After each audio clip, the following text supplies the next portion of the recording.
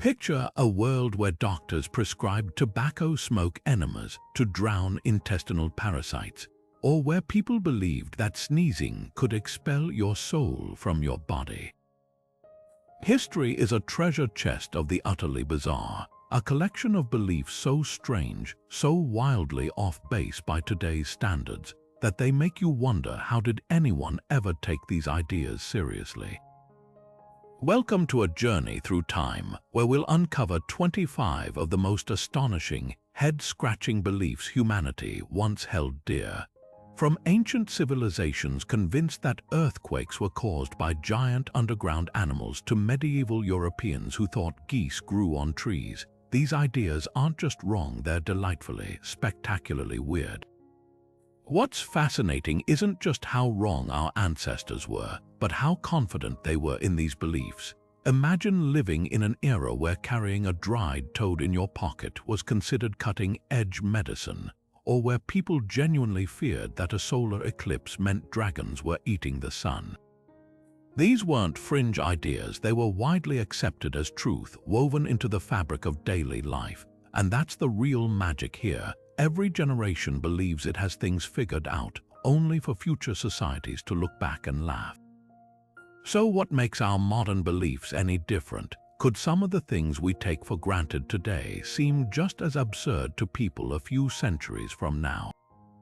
That's the thrill of digging into history's strangest corners. It's not just about pointing and laughing at the past, it's about uncovering how culture, fear, and even the limits of scientific understanding shaped the way people saw their world. Over the next few minutes, we'll explore everything from Renaissance-era beauty secrets involving crushed-up mummies to the Victorian obsession with corpse medicine. Some of these beliefs will shock you, some might make you cringe, and a few are so downright creative you'll almost wish they were true. So buckle up, because history is about to get a whole lot weirder.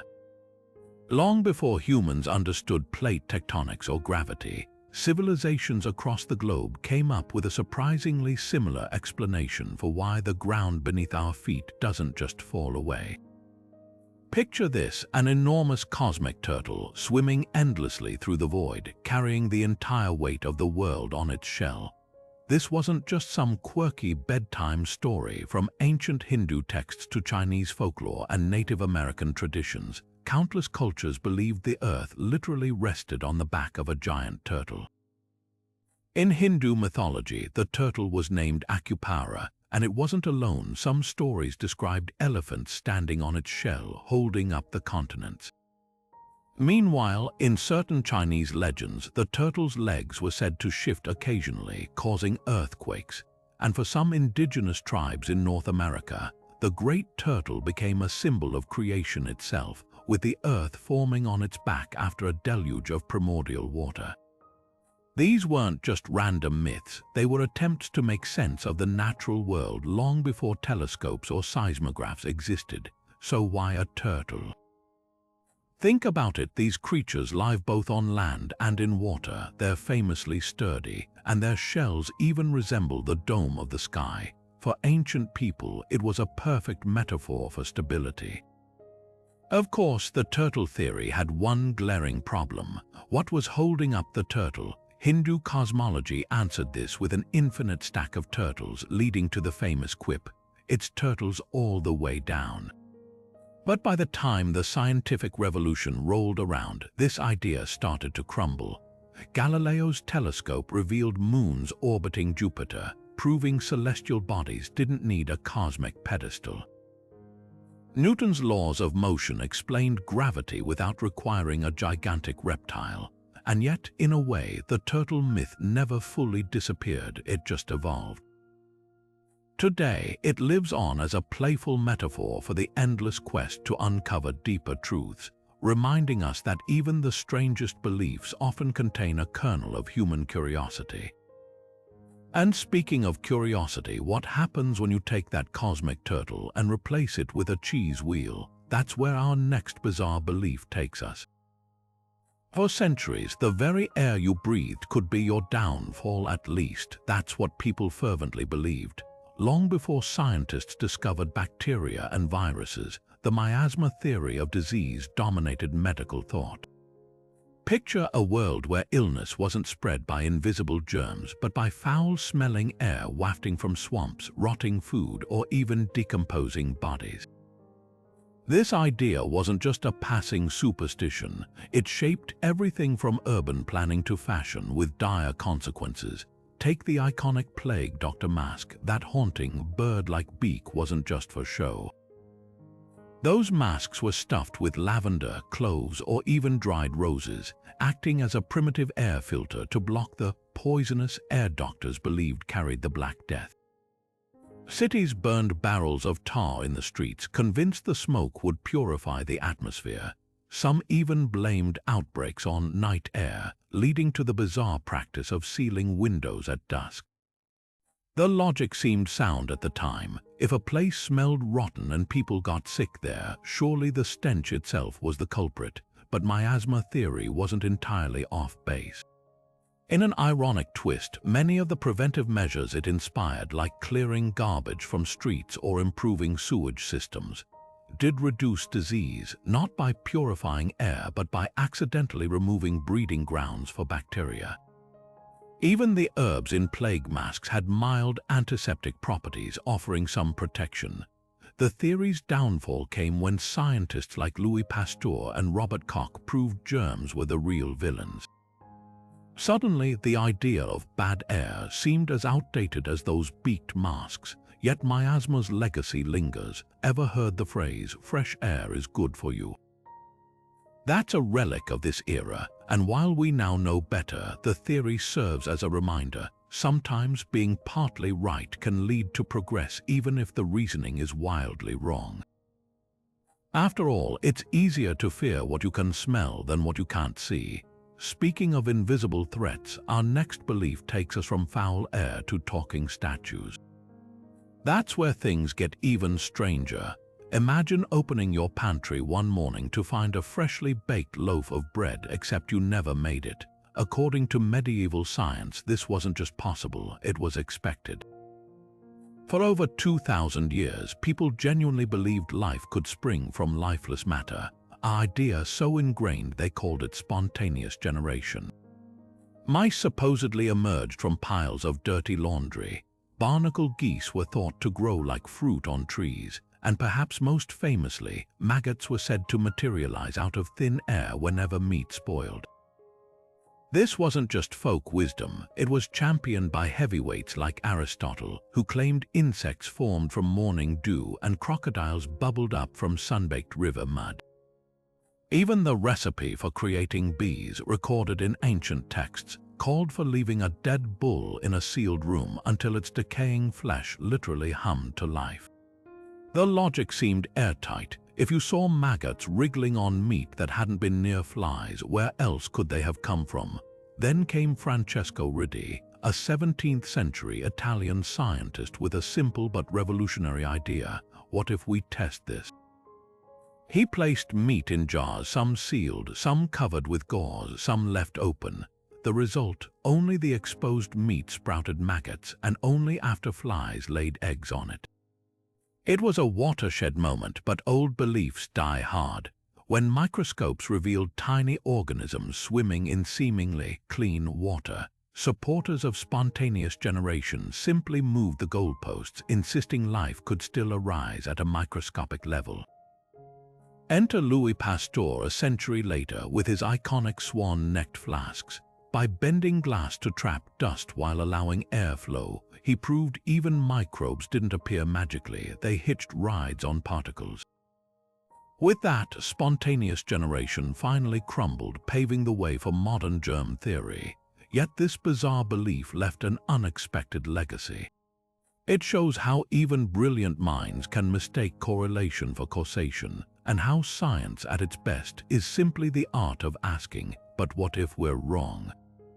Speaking of wrong ideas with staying power, our next stop takes us from decaying meat to presidential weather machines. Hold on tight. Doctors once believed your personality and health were ruled by 4 mysterious fluids sloshing around inside you: blood, phlegm, black bile, and yellow bile. This was the ancient doctrine of the four humors, a medical theory so influential it shaped Western medicine for 2,000 years. Imagine walking into a clinic where your headache wasn't treated with aspirin, but with a carefully calculated bleed from your forearm, all because some physician decided you had too much hot, moist blood, throwing your system out of balance. The Greeks, specifically Hippocrates and later Galen, argued that each humor corresponded to elements, seasons, and even personality traits. Blood made you optimistic and courageous like spring air, while too much black bile turned you melancholic and sluggish, think autumn's dry chill. Phlegm, that cold, wet substance, turned you calm to the point of laziness, winter's influence, and yellow bile, fiery and impulsive, just like summer. Keeping these fluids in perfect harmony wasn't just about health, it was about aligning your very being with the cosmos. This theory birthed some of history's most brutal cures. Bloodletting became the go-to solution for everything from fevers to heartbreak, with barbers doubling as surgeons using leeches or lancets. If you were lethargic, doctors might purge your excess phlegm with vomiting herbs. Even diets were prescribed based on humors, eating hot, dry foods to counteract cold, damp phlegm. The logic was circular but convincing. If a patient recovered after treatment, it proved the humors were unbalanced. If they died, well, clearly the imbalance had been too severe. The cracks started showing when Renaissance anatomists like Vesalius began dissecting bodies and not finding these mythical biles. Then came William Harvey's discovery of blood circulation in 1628, which made the idea of stagnant humors seem absurd. But tradition dies hard. George Washington's doctors still bled him relentlessly during his fatal illness in 1799. What's fascinating isn't just how wrong they were, but how this belief seeped into language. Ever called someone good-humored or bilious? Those are direct echoes of this ancient theory. And while we've moved on to germ theory and MRI machines, the humors live on as a reminder. Sometimes the most poetic ideas, no matter how elegant, are spectacularly, dangerously wrong. Now let's shift from bodily fluids to something even more peculiar, the Victorian obsession with eating Egyptian mummies. Yes, you heard that right. Here's something that might surprise you. The idea that medieval people universally believed in a flat earth is itself a myth. While pop culture loves to paint those centuries as a time when everyone feared sailing off the edge of the world, the truth is far more fascinating.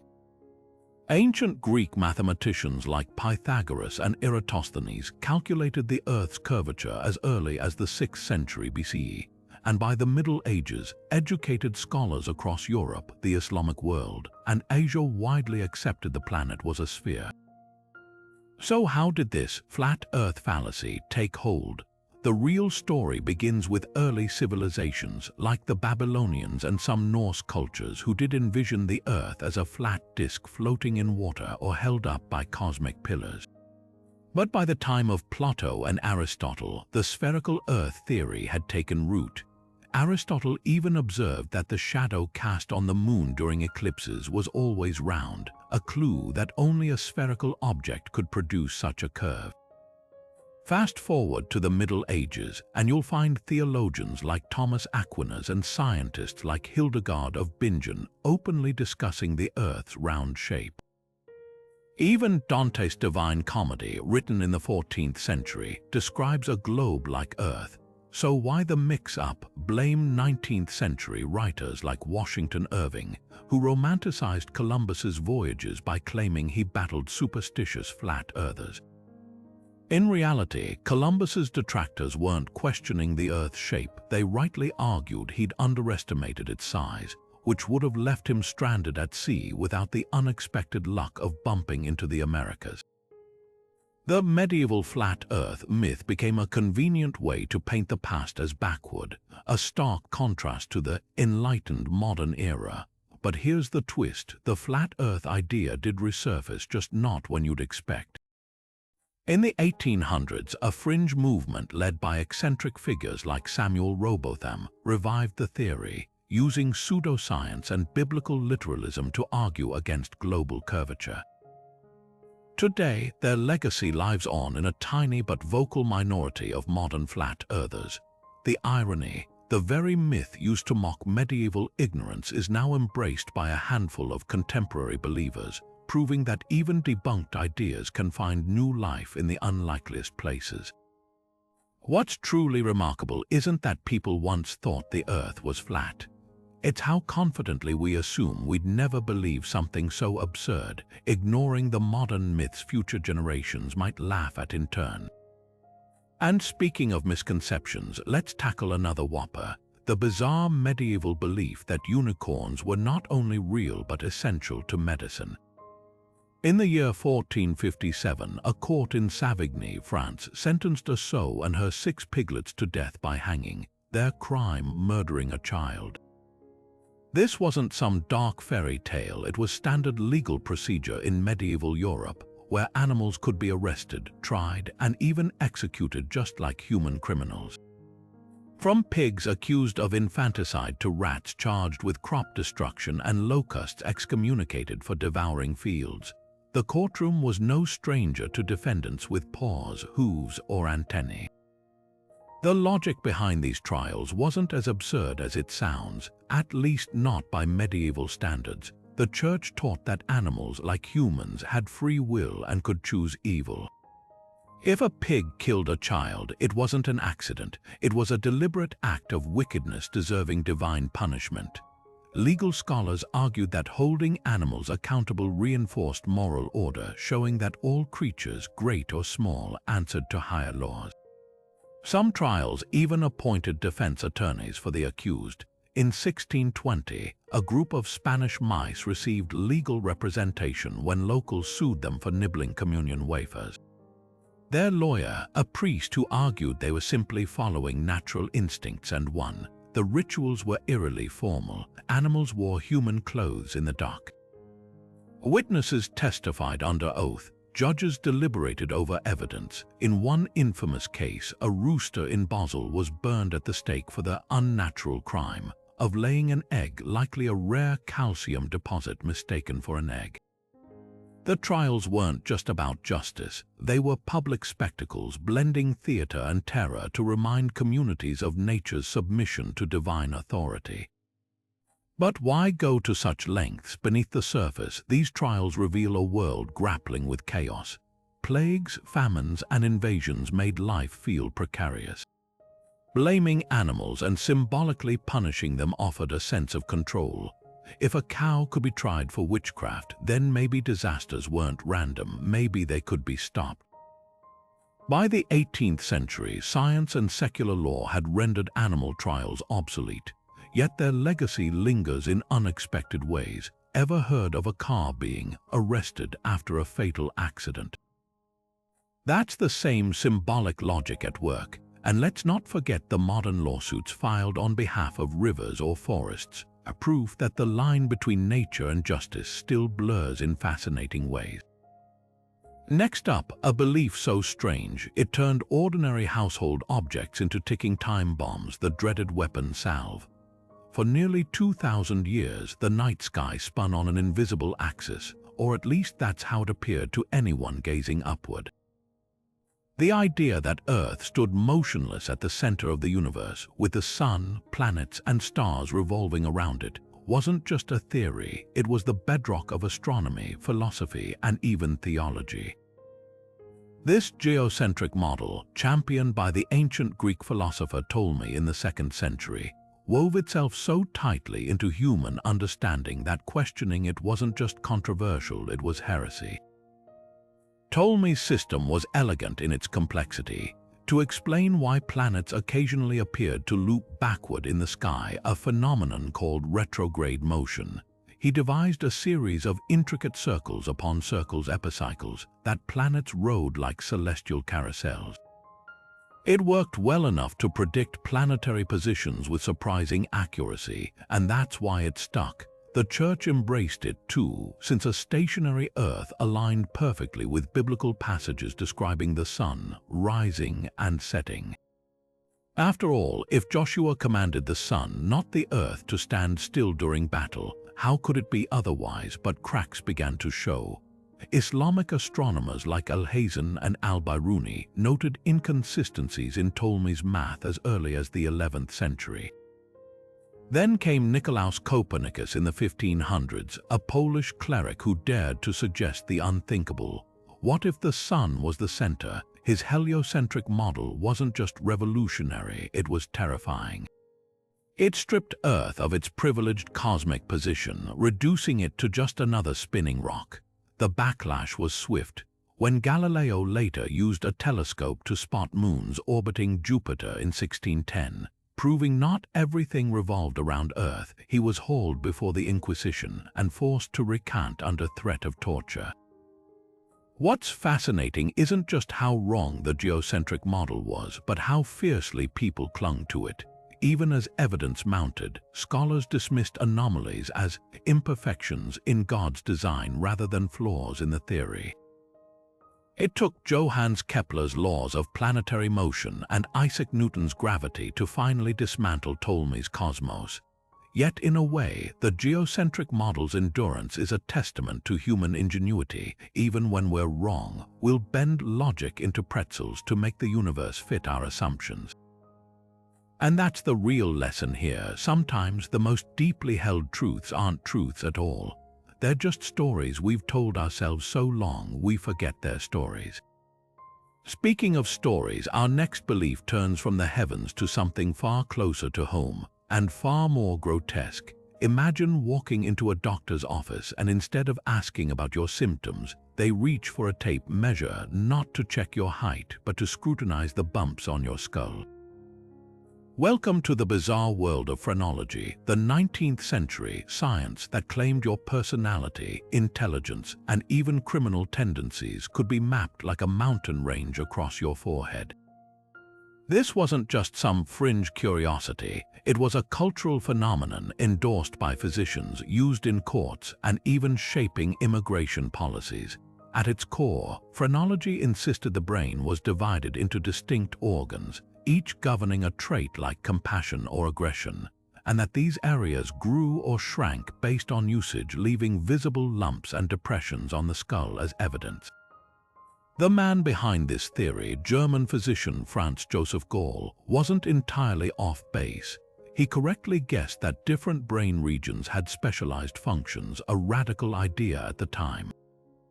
But then he took a wild leap. If a person's skull had a prominent bump near the acquisitiveness zone, they must be a shoplifter, a steep forehead that indicated superior intellect. Phrenology manuals featured detailed head charts with labels like destructiveness behind the ears or amativeness, code for sexual drive at the base of the skull. Practitioners would even measure the heads of historical figures. Posthumously, Abraham Lincoln's unusually tall hat, some argued, concealed a phrenologically perfect bump of benevolence. But phrenology's darkest legacy wasn't its absurdity, it was its weaponization. By the mid-1800s, proponents were using it to prove the superiority of certain races, measuring skulls to justify colonialism and slavery. White Europeans, they claimed, had larger intellectual zones, while others were deemed biologically prone to laziness or violence. These racist pseudoscientific claims seeped into laws, education systems, and even early eugenics movements. Never mind that skull shape varies naturally within all populations. Phrenology cherry-picked data to fit prejudice, not facts. The house of cards collapsed when real neuroscience advanced. Researchers like Pierre Flourens demonstrated that damaging specific brain areas didn't neatly align with phrenology's organs, and by the late 1800s the scientific community dismissed it as quackery. Yet its fingerprints lingered. The obsession with measuring heads evolved into anthropometry, fueling racist ideologies for decades. Even today, phrenology's ghost haunts pop psychology. Think of those viral quizzes claiming your forehead shape reveals your personality. What makes phrenology so chilling isn't just that people believed it, but how eagerly they wielded it as a tool of power. It's a stark reminder, when science gets cozy with bias, it's not truth that wins, it's whoever holds the measuring tape. And speaking of dangerous measurements, our next belief takes us from skull bumps to something even more sinister, the idea that a single number could define human worth. For centuries, the universe wasn't just vast, it was meticulously ordered, like a divine ladder with every creature and celestial being locked into its rightful rung.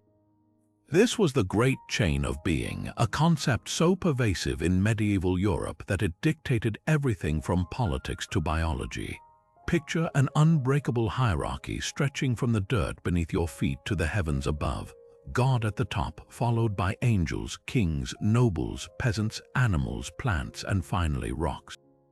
Each link in this chain was fixed, immovable, and purposeful. A peasant could no more become a king than a dog could sprout wings and join the angels. This wasn't just philosophy, it was the bedrock of reality. The roots of this idea trace back to Aristotle and Plato, but it was medieval theologians who welded it to Christian doctrine. They argued that every creature's place reflected its closeness to divine perfection. Angels, being pure spirit, sat near the top. Humans, straddling the spiritual and physical worlds, occupied the middle. Animals, they existed to serve. Even within species, hierarchies ruled. Lions outranked wolves, eagles outranked sparrows, and roses outranked weeds. This framework wasn't just descriptive, it was prescriptive. Challenging the chain meant challenging God's will, a heresy punishable by exile or worse.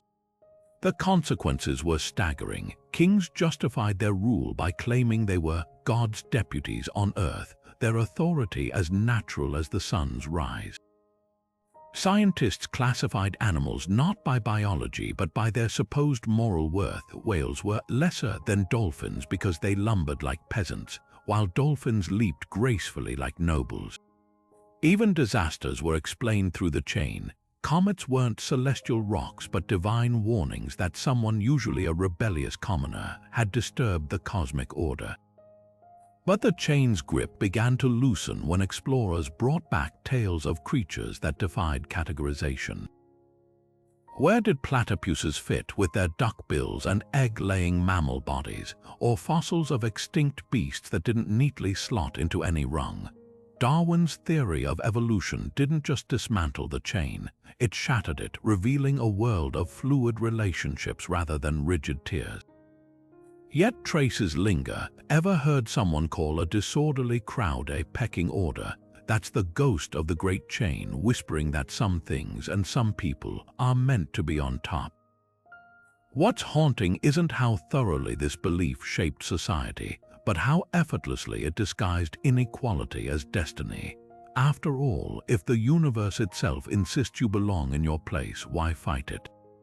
That's the danger of a story told too convincingly. It can make injustice feel like the natural order of things. And speaking of dangerous stories, our next belief turns from cosmic hierarchies to something far more intimate, the idea that your facial features could betray your deepest sins. Imagine a plant so dangerous that harvesting it required an elaborate ritual and a very brave dog. According to medieval folklore, the mandrake root didn't just grow in the earth, it screamed when uprooted, unleashing a shriek so lethal it could kill anyone within earshot. This wasn't some obscure superstition either. The mandrake's terrifying reputation stretched from ancient Greece to Renaissance Europe, woven into herbals, medical texts, and even Shakespeare's plays. The root's human-like shape, often forked like legs or with gnarled protrusions resembling arms, fueled the belief that it possessed supernatural powers. Some claimed it glowed at night, others whispered it grew beneath gallows, sprouting from the blood of hanged criminals, but its most infamous trait was that scream. To harvest it safely, guides advised tying a hungry dog to the plant, then placing meat just out of reach. As the dog lunged, it would yank the mandrake from the soil, absorbing the deadly cry while the human collector covered their ears and ran. If done correctly, the dog would drop dead, but the precious root could now be used for everything from curing infertility to concocting love potions. The mandrake's magic didn't stop there. Wealthy Europeans paid exorbitant sums for carved roots, displaying them like relics to ward off evil. Apothecaries ground them into sleeping draughts, and some thieves even used them as a botanical burglary tool, believing mandrake could pacify guards or unlock doors. But the line between medicine and myth blurred dangerously. In high doses, the plant's real compounds, hallucinogenic alkaloids, could induce comas or fatal poisoning, lending a grim credibility to the legends. What's fascinating isn't just how widespread the scream myth was, but how it persisted alongside emerging science.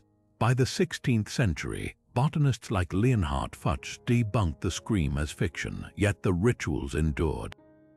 Perhaps because the mandrake embodied something deeper, humanity's fear of nature's unseen forces.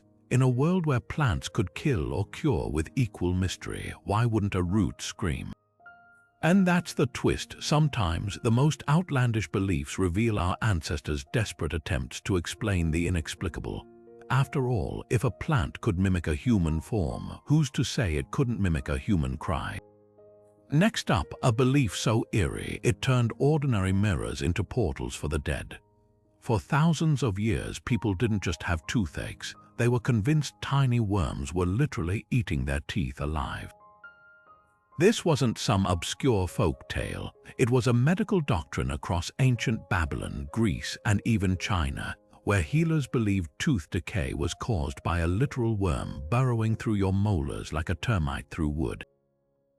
The earliest mention appears in a 5,000-year-old Babylonian cuneiform tablet describing a toothworm as the source of pain, complete with a prayer to the god E to banish it. Greek physicians like Hippocrates later expanded the theory, claiming these worms caused not just cavities but the searing pain of abscesses, sometimes even suggesting the creatures could be seen wriggling if you looked closely enough at a rotten tooth. The cures were as creative as they were horrifying. Some practitioners tried smoking out the worms by burning henbane seeds in a funnel over the patient's mouth, hoping the fumes would suffocate the creatures. Others packed cavities with crushed earthworms or leeches, believing like attracted like.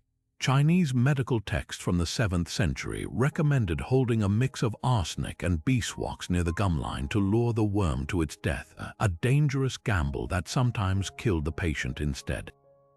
And if all else failed, there were always charms and incantations.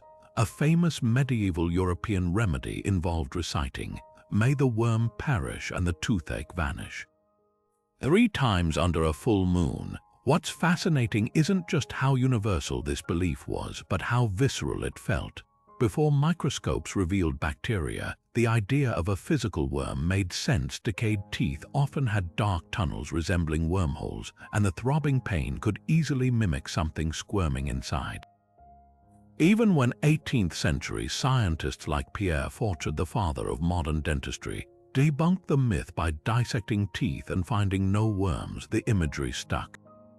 Folk healers in rural Europe were still blaming toothworms well into the 19th century, but here's the twist: in a way, they weren't entirely wrong. The worm was a metaphor for an unseen force destroying teeth, and today we know that force is actually bacteria, microscopic organisms just as hungry and destructive as any fabled worm. The ancients may have misidentified the culprit, but their instinct that something alive was eating their teeth was eerily prescient. It's a reminder that even the strangest myths often spring from keen observation, just waiting for science to catch up. For centuries, the most brilliant minds in Europe squandered fortunes, dodged executioners, and burned their eyebrows off, all in pursuit of a mythical substance that could do the impossible. The philosopher's stone wasn't just a legend, it was alchemy's ultimate prize, a substance rumored to turn base metals into gold and grant eternal life.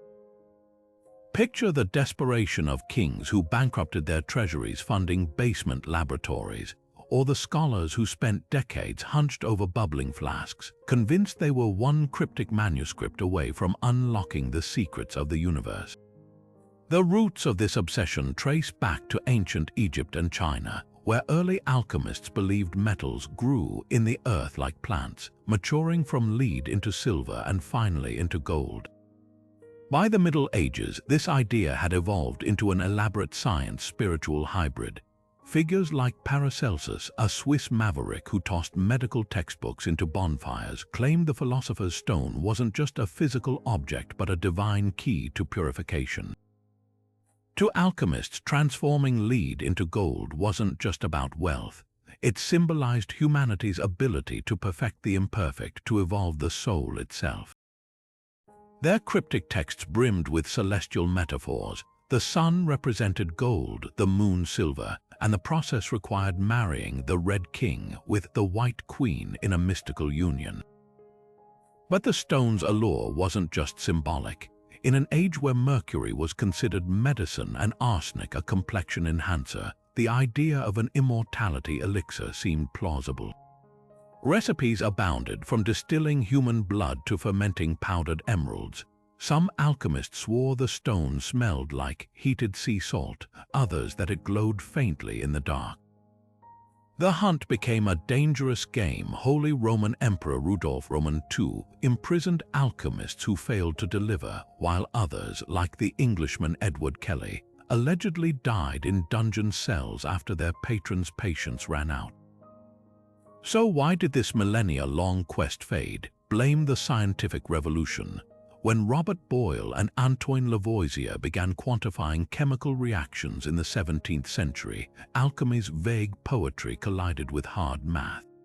The periodic table didn't just disprove the philosopher's stone, it rendered the very idea quaint, yet traces of the dream linger. Modern particle accelerators can technically transmute elements, though it costs far more than the resulting gold is worth. And the search for immortality now wears lab coats in Silicon Valley's lifespan extension startups. The philosopher's stone's true legacy isn't in failed experiments, but in humanity's refusal to accept limits. Every time science unlocks a new frontier, nuclear fusion, CRISPR gene editing, we're still chasing that same alchemical dream, to bend nature to our will. And who's to say that's not its own kind of magic? Ancient Greek physicians believed women carried a living creature inside them, not a baby, but their own uterus slithering through the body like a restless animal. This was the theory of the wandering womb, a concept so pervasive it shaped medical practice for nearly 2,000 years. According to texts like Plato's Timaeus, the uterus wasn't just an organ, it was a sentient being that could move upwards in anger, pressing against the heart or lungs, causing symptoms from breathlessness to madness. If a woman suffered from anxiety, dizziness, or even just a bad mood, the diagnosis was simple: her womb had gone rogue. The cures ranged from bizarre to brutal. Physicians prescribed strong perfumes to lure the uterus back into place, placing pleasant scents near the vagina, while holding foul-smelling ammonia under the nose, theorizing the womb would flee the stench and return to the pelvis. Others recommended marriage and frequent intercourse to anchor the womb, or worse, fumigation treatments where herbal smoke was blown into the vagina via bellows. The logic was painfully circular. If a woman recovered after treatment, it proved the womb had wandered. If she didn't, clearly more extreme measures were needed. This belief didn't just stem from ignorance, it reflected deeper anxieties about female bodies. The Greek word for womb, hystera, gave us the term hysteria, a catch-all diagnosis for any unruly female behavior from depression to rebellion. By the Middle Ages, the wandering womb theory evolved into moral judgment. Women's ailments were framed as divine punishment for sexual abstinence or promiscuity. Even Renaissance scholars like Vesalius, who meticulously mapped human anatomy, couldn't fully shake the idea.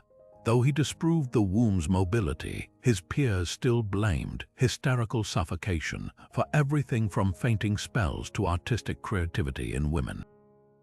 The real tragedy: this pseudoscience justified centuries of control.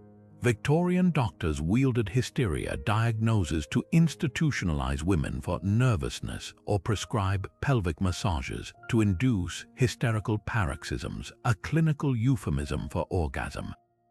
It took until the late 19th century for neurologists like Jean-Martin Charcot to disentangle hysteria from the womb, linking symptoms to trauma instead. Yet the legacy lingers. Ever heard someone dismiss emotions as just hormonal? That's the wandering womb's echo, reducing women's pain to the whims of their anatomy. What makes this belief so insidious isn't its absurdity, but how seamlessly it disguised misogyny as medicine. For millennia, it wasn't science that failed women, it was a world that refused to see them as more than their biology. Imagine a world where every newborn baby arrives as a perfectly blank page, no instincts, no inherited talents, no personality whatsoever, just waiting to be written on by experience. This was the revolutionary idea put forth by 17th-century philosopher John Locke, who argued that the human mind begins as a tabula rasa, or blank slate. In his groundbreaking work, An Essay Concerning Human Understanding, Locke dismissed the notion of innate ideas, insisting that all knowledge, from language to morality, is etched onto us by sensory experience and education. At a time when Europe still clung to rigid class systems and divine right monarchies, this theory was radical. If we're all born equal, then anyone could be shaped into a genius or a saint with the right upbringing. The implications were staggering. Locke's blank slate became a rallying cry for social reformers, fueling movements from universal education to the abolition of slavery. If environment was everything, then improving society could perfect humanity itself. Progressive educators like Rousseau ran with the idea, designing child-centered learning systems that rejected rote memorization in favor of nurturing curiosity. Even early psychologists embraced it. Behaviorists like John B. Watson famously boasted he could train any infant to become a doctor, lawyer, or thief through conditioning alone. The slate wasn't just blank, it was brimming with utopian potential, but cracks in the theory began to show. By the mid-20th century, studies of identical twins separated at birth revealed uncanny similarities in everything from intelligence to mannerisms, despite being raised in different environments. Then came the genetic revolution, unveiling DNA's role in shaping traits like temperament, risk-taking, even political leanings. The slate, it turned out, wasn't blank at all. It came preloaded with intricate code. Yet Locke's legacy endures in unexpected ways. Modern psychology acknowledges both nature and nurture, with epigenetics revealing how genes can be switched on or off by experience. The blank slate may have been debunked, but its core truth remains. We are, in part, the stories our lives write upon us, and that's a narrative far richer than any simple dichotomy. For thousands of years, when daylight suddenly faded and the sun vanished behind a black disk, humans didn't reach for scientific explanations, they braced for catastrophe. Across continents and cultures, solar eclipses were the ultimate cosmic red flag, interpreted as everything from divine wrath to literal dragons devouring the sun. The ancient Chinese blamed a mythical celestial hound called Tiangu for taking bites out of the sun, banging drums and firing arrows skyward to scare it off. Norse cultures saw two wolf gods, Skurll and Hati, finally catching their prey, while Vietnamese legends spoke of a giant frog swallowing the sun whole. Even the word eclipse comes from the Greek eklepsis, meaning abandonment, as if the gods had turned their backs on humanity. What's striking isn't just the variety of myths, but how urgently people reacted. In Babylon, eclipses were thought to foretell the death of kings, prompting rulers to temporarily step down while a substitute king took the throne, a poor soul who'd later be executed to fulfill the prophecy harmlessly. The Inca emperor Atahualpa reportedly offered gold and silver to appease the gods during an eclipse, while medieval European peasants rang church bells to drive away demons darkening the sky. The terror was universal. In India, people submerged themselves in holy rivers to purify their sins, believing the eclipse was a warning of impending doom. Yet amid the panic, a handful of ancient astronomers were cracking the code. As early as 2000 BCE, Babylonian scholars recorded eclipse patterns on clay tablets, identifying the Saros cycle, a repeating 18-year pattern that could predict when the moon would blot out the sun. Greek philosopher Thales of Miletus allegedly stunned warring armies in 585 BC by foretelling an eclipse, which halted their battle mid-swing when daylight vanished on schedule. By the Han Dynasty, Chinese astronomers could calculate eclipses centuries in advance using intricate celestial maps, though they still advised emperors to fast and pray, just in case. This stark contrast between those who saw eclipses as omens and those who saw them as equations reveals a fundamental tension in human history. For most, the disappearing sun was proof that the universe was unpredictable, ruled by capricious gods. But for the curious few, it became a puzzle waiting to be solved. Today, we know eclipses are celestial clockwork, yet part of that ancient awe remains. When the sky darkens and the temperature drops, even the most rational minds can't help but feel a shiver, not of fear, but of wonder at how far we've come from thinking dragons lurked behind the light. Next up, a belief so paradoxical it claimed the dead could rise, but only if you buried them with the right coins. When British archaeologist Howard Carter cracked open Tutankhamun's tomb in 1922, the world held its breath, not just for the treasures inside, but for the whispered warning carved into the chamber's clay tablet. Death shall come on swift wings to him who disturbs the peace of the king. Within months, newspapers spun sensational tales of a mummy's curse, striking down those who'd trespassed in the pharaoh's burial place. The expedition's financier, Lord Carnarvon, died from an infected mosquito bite just weeks after entering the tomb. His dog reportedly dropped dead the same night back in England. Even novelist Arthur Conan Doyle, creator of Sherlock Holmes, publicly mused that elementals guarding the tomb might have unleashed supernatural vengeance. The curse had seized the public imagination, blending archaeology with horror. But peel back the Hollywood glamour and the truth gets far more interesting. The curse wasn't some ancient prophecy, it was largely a media invention. Carnarvon's death made headlines because he was wealthy and famous, but most of Tutankhamun's excavation team lived long, healthy lives. Carter himself worked safely in Egypt for another 16 years. The dramatic clay tablet warning, it was one of many generic protective spells found in tombs, akin to keep out signs, and it wasn't even positioned prominently. So why did the myth stick? Blame post-war Europe's obsession with the occult, mixed with colonial guilt over looting non-Western sacred sites. Newspapers sold papers by stoking fear of the exotic East, while Western audiences, still reeling from World War I's devastation, were primed to believe in cosmic justice. Yet science offers a eerier explanation than curses. Modern studies suggest that sealed tombs might cultivate toxic mold spores like Aspergillus niger, which can cause fatal respiratory infections when inhaled, a plausible culprit for Carnarvon's demise. Ancient Egyptians also used heavy doses of hazardous chemicals like mercury and arsenic in burial rituals, meaning some tombs could literally be poison chambers. Even the tomb's infamous black spot on Carter's canary, initially called a curse's mark, was likely soot from torch smoke.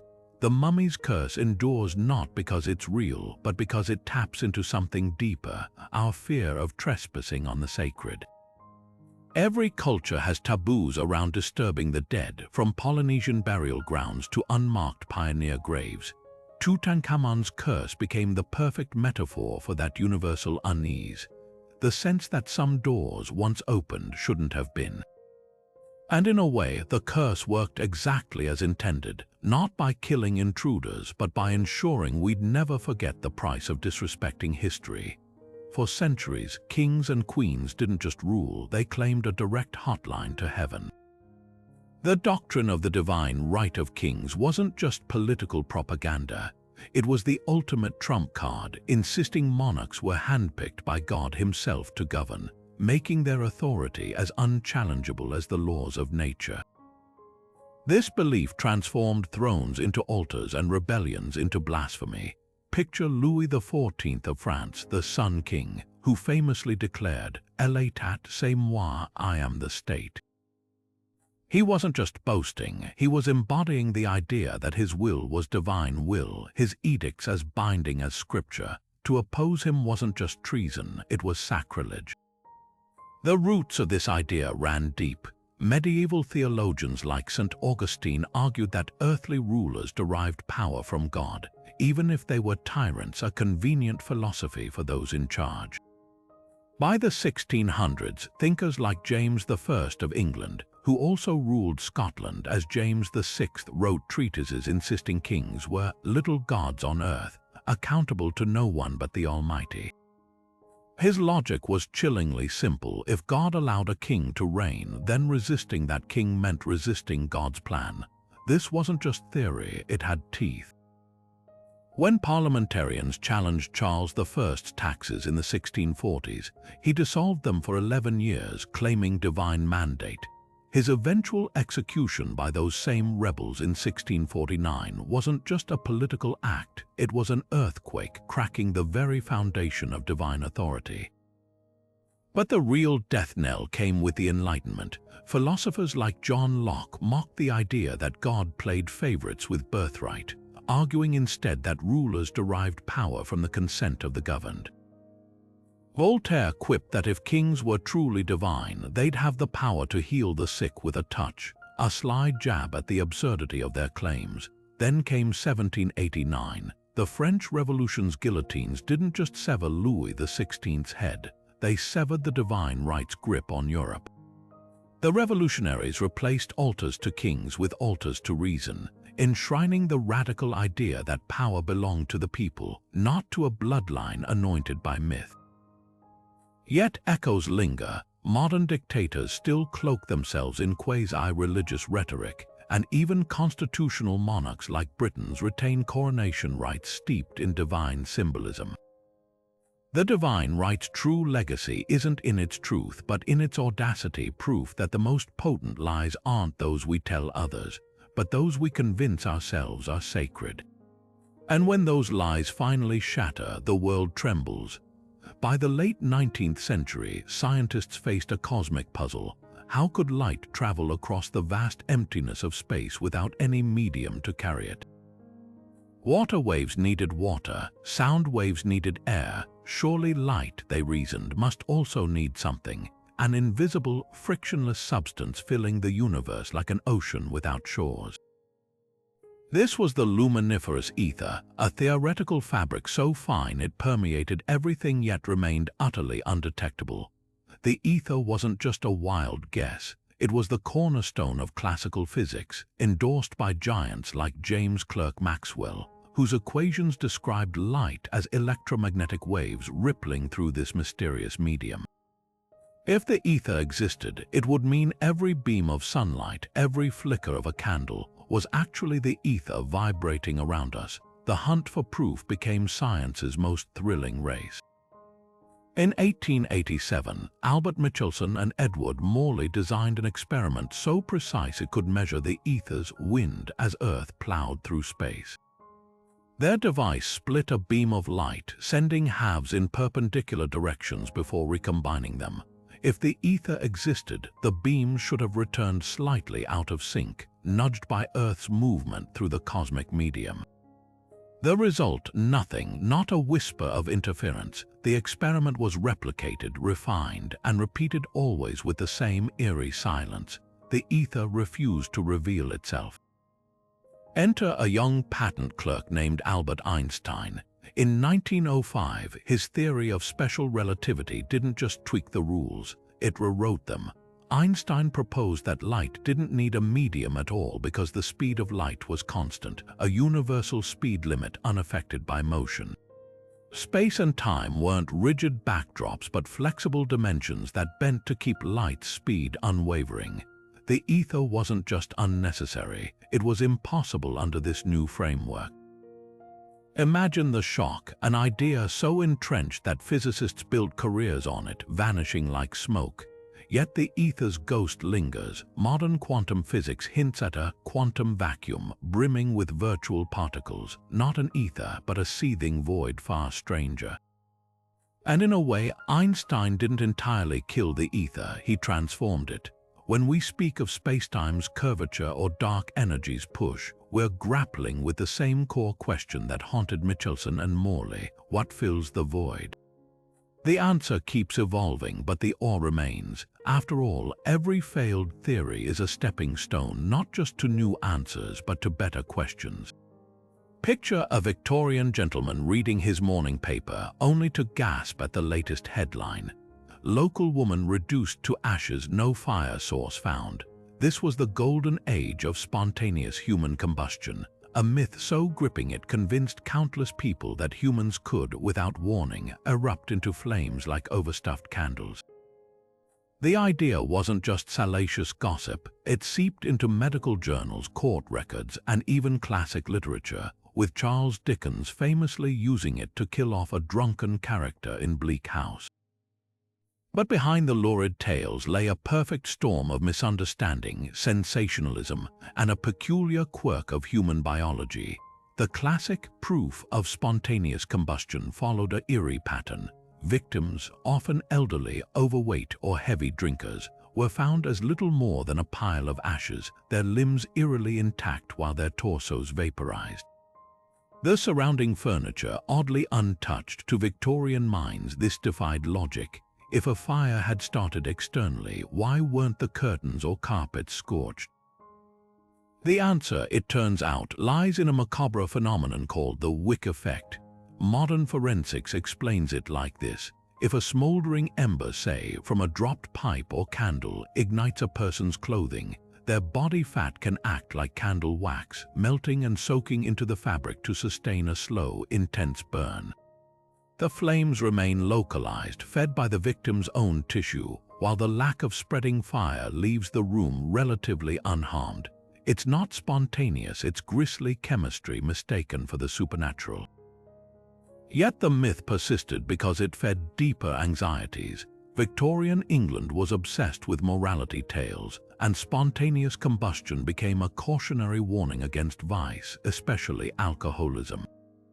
Medical texts of the era claimed drunkards were prime candidates, their bodies supposedly saturated with flammable spirits. Never mind that ethanol in the bloodstream wouldn't ignite. The narrative stuck because it framed tragedy as divine punishment.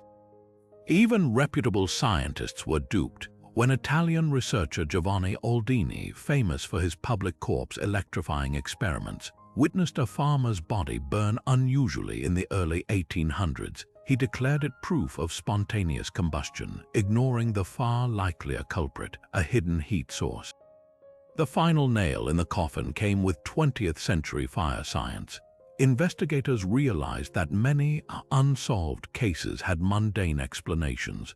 Victims incapacitated by seizures or strokes couldn't escape small fires, while their insulated limbs resisted burning.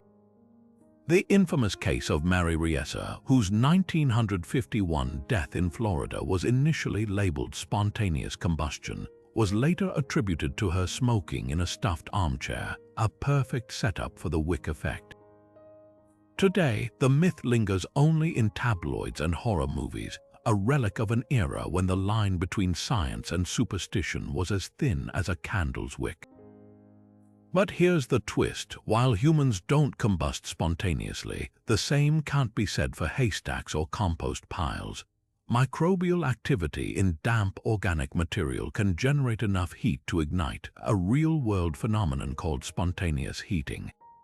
So next time you hear an old tale of human flames, remember, the truth isn't less strange, just more logical. And speaking of logic-defying beliefs, our next stop takes us from burning bodies to floating statues. Hold onto your skepticism.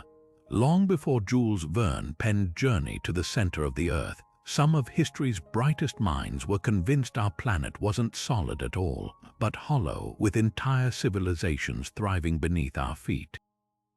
Edmund Halley, the same astronomer who calculated the orbit of his famous comet, proposed in 1692 that Earth consisted of concentric shells spinning independently, each with its own atmosphere and possibly even life.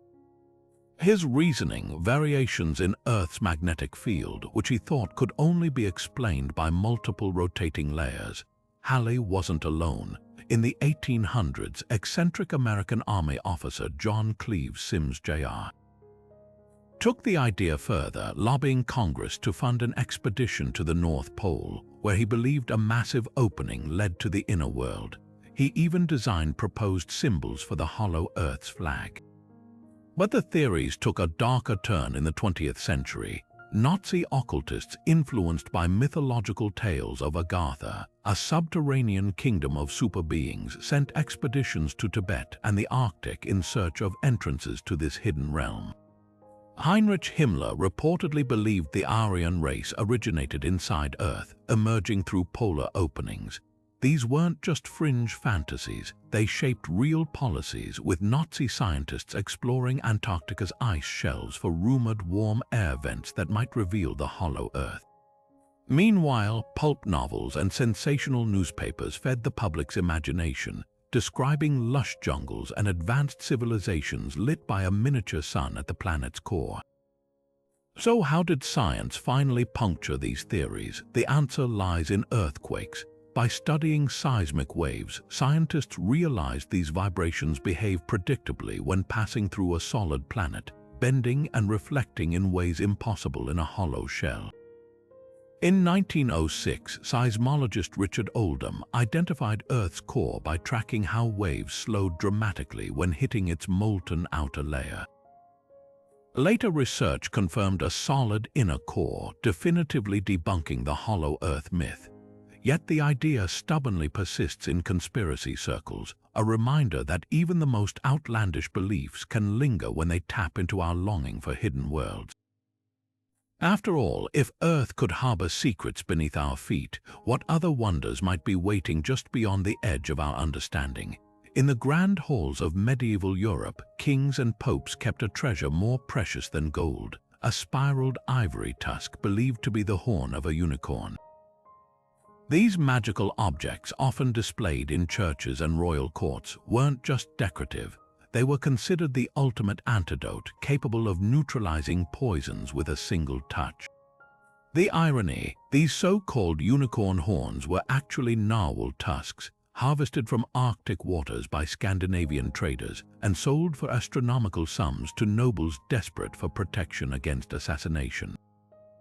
The legend was so persuasive that even skeptics kept one on hand just in case. The unicorn's healing powers weren't just fanciful storytelling. Medieval bestiaries described the creature as so pure that only a virgin could tame it, and its horn was said to sweat or change color in the presence of poison. Apothecaries shaved slivers into unicorn powder, which was mixed into drinks to guard against toxins. Wealthy diners ate from unicorn-handled knives, believing they'd neutralize any tainted food. The most famous example, the Horn of Windsor, a gift to Queen Elizabeth I, was so revered she would dip it into suspicious goblets before sipping. The demand was so high that narwhal tusks became one of the most lucrative trade commodities of the Middle Ages, with some specimens costing the equivalent of a castle. But how did such an outlandish belief take root? Part of it was simple supply and demand. Poisoning was a very real fear among the elite, and the rarity of narwhal tusks, combined with their exotic, otherworldly appearance, made them perfect candidates for myth-making. The tusk's natural helical shape and ivory sheen fit perfectly with descriptions of unicorns from classical texts like Pliny the Elder's Natural History. Even the church got involved, with some clerics claiming unicorn horns were remnants of Eden, untouched by original sin. The myth began to crumble when explorers like Martin Frobisher returned from the Arctic in the 1500s with tales of sea unicorns, narwhals whose tusks matched the so-called unicorn horns exactly.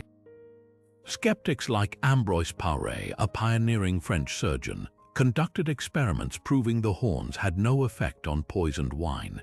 Yet the legend persisted well into the 1700s, with some European pharmacies still stocking unicorn remedies.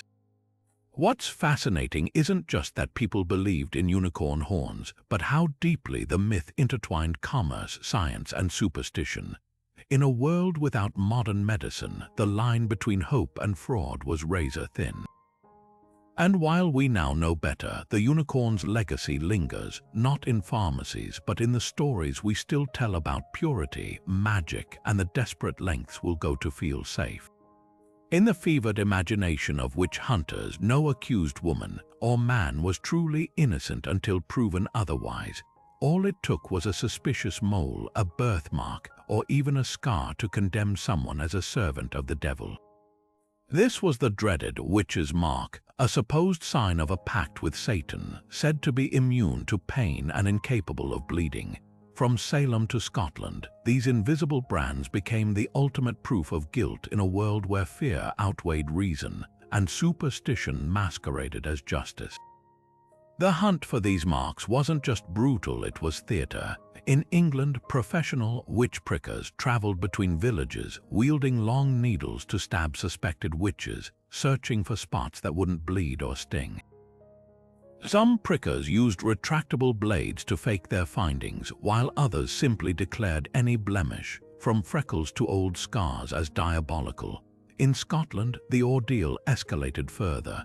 Accused witches were stripped naked, shaved of all body hair, and examined for devil's teats, where familiars supposedly suckled blood.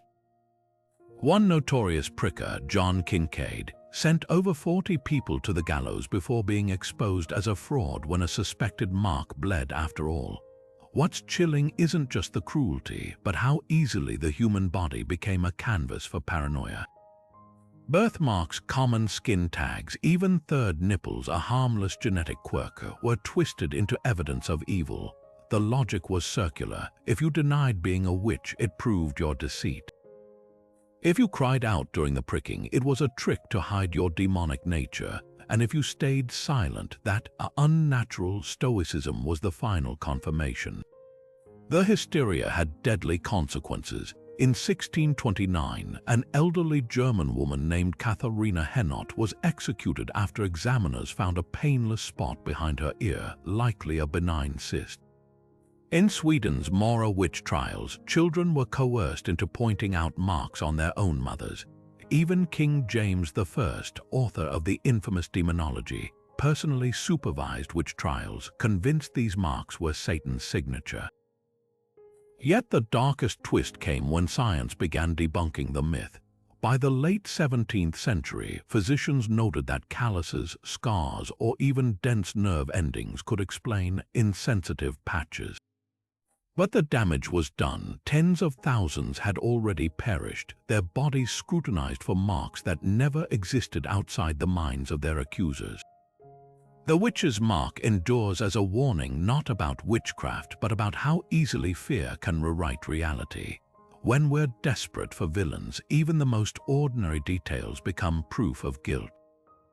And in an age where new kinds of marks still divide us, whether tattoos, piercings, or social media posts, the lesson lingers. Monsters are easy to imagine, but the real danger lies in how eagerly we hunt for them. At the height of the colonial era, European scholars didn't just study human diversity. They attempted to codify it into a rigid hierarchy, slicing humanity into 5 distinct races.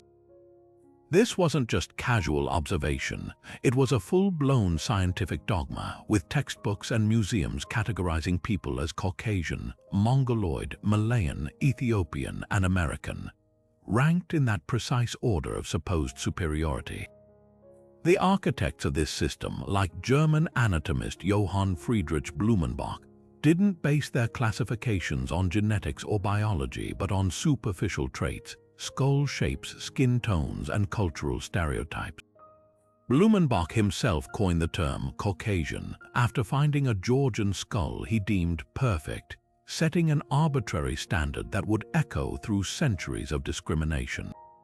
The pseudoscience didn't just describe differences, it weaponized them, justifying colonialism, slavery, and eugenics under the guise of objective truth. Modern genetics has dismantled this myth with brutal clarity.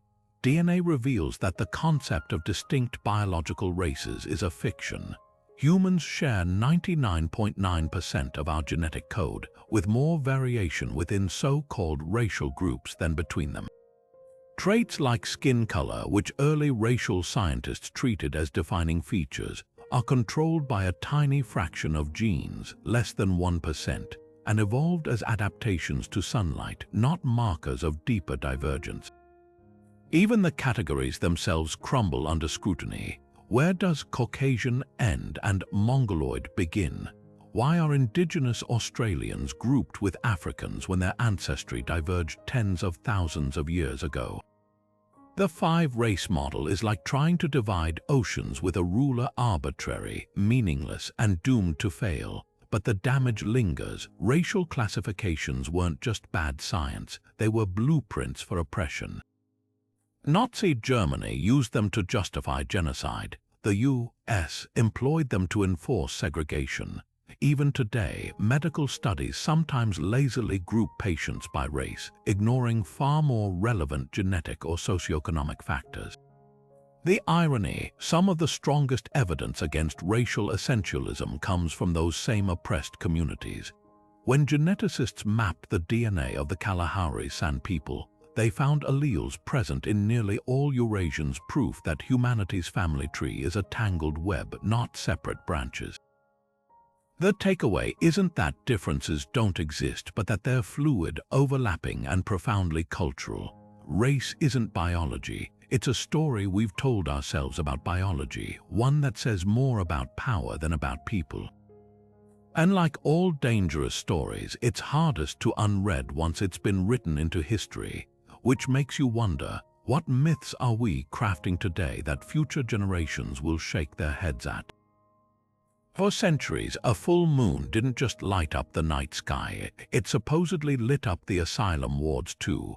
The word lunacy itself comes from the Latin luna, meaning moon, reflecting an ancient belief that our celestial neighbor could tug at the human mind as powerfully as it pulled the tides. Roman naturalist Pliny the Elder claimed epileptics suffered more seizures under a full moon, while medieval physicians warned that sleeping in moonlight could trigger madness. Even Shakespeare cemented the idea in Othello, where the titular character blames his violent outburst on the moon's influence malignant. This wasn't just poetic license. Well into the 19th century, hospitals in England and America reported spikes in violent incidents during full moons, and some police departments still schedule extra officers on those nights just in case. But here's the twist: modern science has scrutinized lunar myths for decades, and the verdict is clear: there's no statistical link between the moon's phases and human behavior. Meta-analyses of over 100 studies, from emergency room admissions to prison violence, show no meaningful correlation. One of the most thorough investigations, published in the Journal of Psychiatric Research, reviewed decades of mental health data and found zero evidence that full moons increased psychosis or aggression. Even the supposed uptick in hospital visits, that's likely confirmation bias. People notice erratic behavior more when they're primed to look for it under a bright moon. Yet the myth endures, and not just in werewolf movies. Some scholars argue it persists because the moon makes a perfect scapegoat. Before modern medicine, mental illness was baffling and terrifying. Blaming it on something distant and cyclical like the moon offered a semblance of predictability. Farmers planted crops by lunar phases. Why wouldn't the mind follow similar rhythms? The moon's eerie glow also lent itself to superstition. Folklore from Japan to Iceland describes sleepwalkers drawn to moonlight or children born under full moons becoming moonstruck, destined for erratic lives. Language keeps the myth alive too. We still call people lunatics or say someone's acting loony, little realizing we're echoing astrological beliefs older than the pyramids. Hollywood doesn't help. Horror tropes lean hard on full moons as omens, reinforcing the association. Even some nurses and cops, despite the data, swear they've seen crazier nights when the moon is full. That's the power of narrative. Facts might debunk a myth, but stories keep it breathing. What's revealing isn't that people once believed this, but why we cling to it now. In an age of brain scans and antidepressants, the moon myth speaks to something deeper: our hunger for patterns, for external explanations when human behavior defies logic. After all, it's easier to blame the sky than confront the chaos inside our own minds. And who knows, maybe that's the real madness, not the moon's pull, but our refusal to let go of the stories that once made sense of the senseless. Next up, we confront the final bizarre belief on our list, one that proves truth isn't just stranger than fiction, but often far more absurd.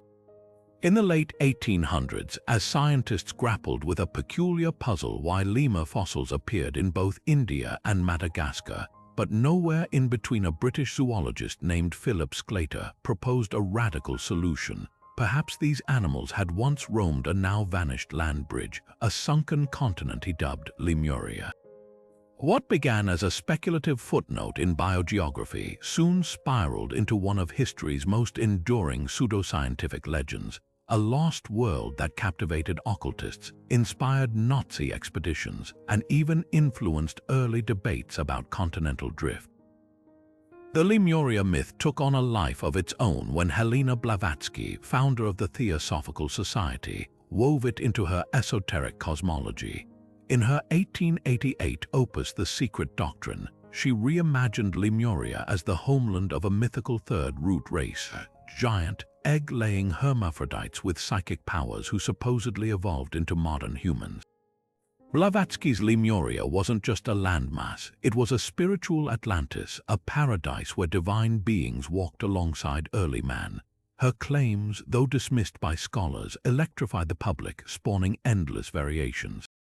Some occultists mapped Lemuria spanning the Indian Ocean, while others placed it in the Pacific, conflating it with the later myth of Mu.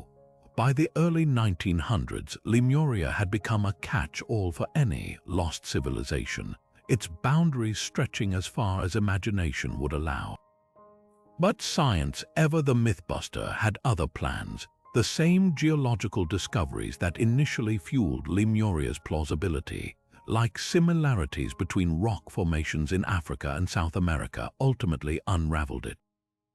Alfred Wegener's theory of continental drift in 1912, later refined into plate tectonics, revealed that India and Madagascar had once been connected not by a sunken bridge, but as part of the ancient supercontinent Gondwana, which fragmented over millions of years.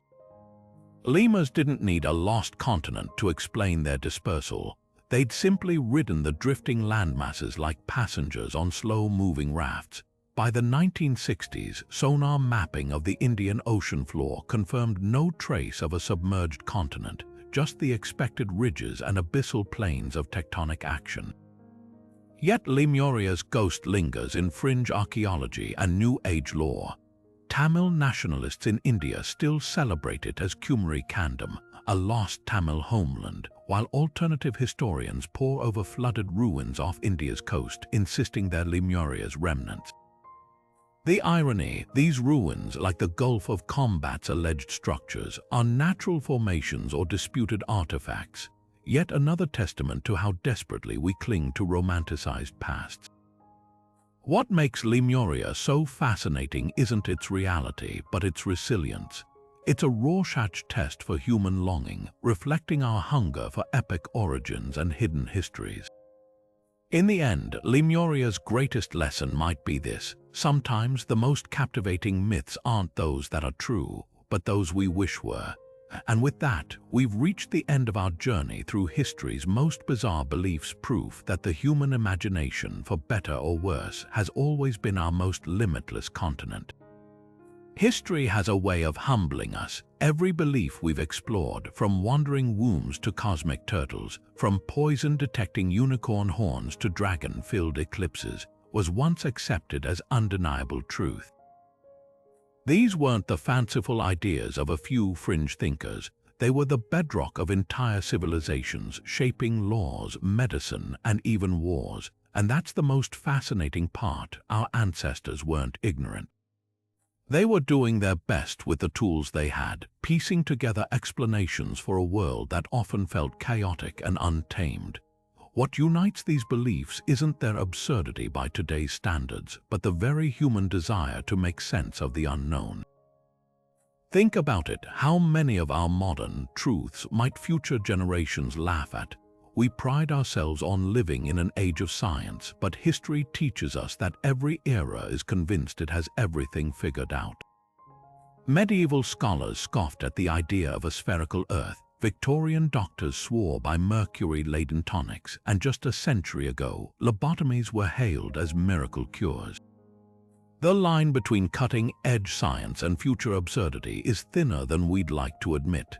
That's not to dismiss progress, it's a reminder to stay curious, to question, and to recognize that today's facts might be tomorrow's punchlines. So here's the real challenge. What ideas do we cling to now that might crumble under scrutiny? Could our reliance on certain technologies or health trends look as bizarre as tobacco smoke enemas in 100 years? The lesson isn't to distrust science, but to embrace its essence, the willingness to be wrong. After all, every groundbreaking discovery began with someone daring to say, "What if we've been mistaken all along?" Now it's your turn. What's the strangest historical belief you've come across? Or better yet, what modern fact do you think might not stand the test of time? Drop your thoughts in the comments and let's keep the conversation going. Because if history shows us anything, it's that the weirdest ideas often reveal the most about who we are and who we're still becoming.